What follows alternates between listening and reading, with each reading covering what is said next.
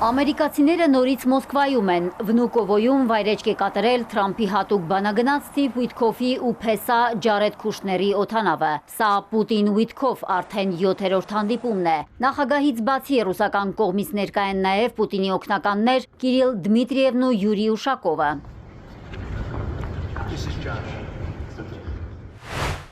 Переговоры продолжались около 4 часов.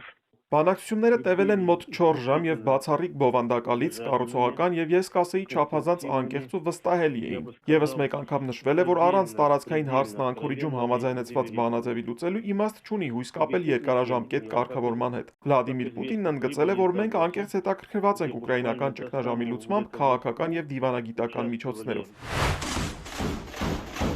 Ուկրաինայի բանակը պետք է լքի Դոնբասի տարածքը, սա ռուսական կողմի կարևոր պայմանն է, հայտարարել է Դմիտրի Պեսկովը։ Ռուս-ուկրաինական թեմային անդրադարձել է նաև Միացյալ Նահանգների նախագահը Դավոսից տուն վերադառնալիս։ Ըստ Թրամփի կարգավորման գլխավոր խոչընդոտը կրկին տարածքային է։ Սա շատ բարդ ու խճճված պատերազմ է, քանի որ կան սահմաններ, փողոցներ, գետեր, որտեղ են դրանք ավարտվում։ Գիտեք, եղել են ժամանակներ, երբ Պուտինը չէր ուզում գործարք կնքել, կային ժամանակներ, երբ Զելենսկին գործարքի չէր գնում։ Հիմա կարծում եմ, որ նրանք երկուսն էլ ուզում են համաձայնության գալ։ Մենք կպարզենք դա։ Բոլոր կողմերն էլ պնդում են, ուկրաինական հարցը գրեթե լուծված է, մնացել է միայն մեկ գլխավոր խնդիր։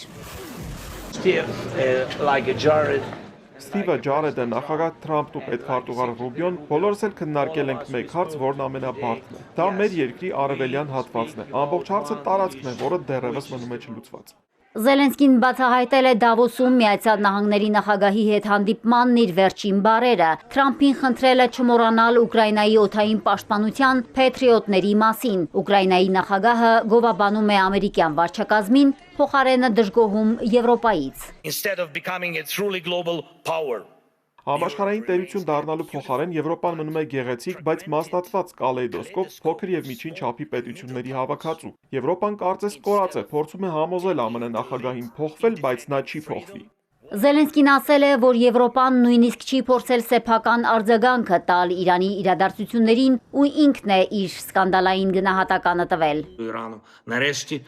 Իրանի ռեժիմը, որը գոյատևել է այդքան տարի եւ սպանել այդքան շատ մարդկանց, արժանի չէ գոյության։ Թեհրանն արձագանքել է, աշխարհը հոգնել է հիմար ծաղրածուներից, որոնց բանակները հույսը դնում են արտասահմանցի վարձկանների վրա, հայտարարել է Իրանի արտգործնախարարը։ Աբբաս Արաղչին նշել է, որ ի տարբերություն ուկրաինական բանակի, Իրանը լավ գիտի ինչպես պաշտպանվել եւ բացարձակ կարիք չունի դրսից օգնության։ Ըստ Իրանի արտգործնախարարի, Զելենսկին զբաղվում է ամերիկացի ու եվրոպացի հարկատուների փողերի լվացմամբ, որպեսզի լցնի կոռումպացված գեներալների գրպանները։ Մարիկ Օստանյան, Էպիկենտրոն։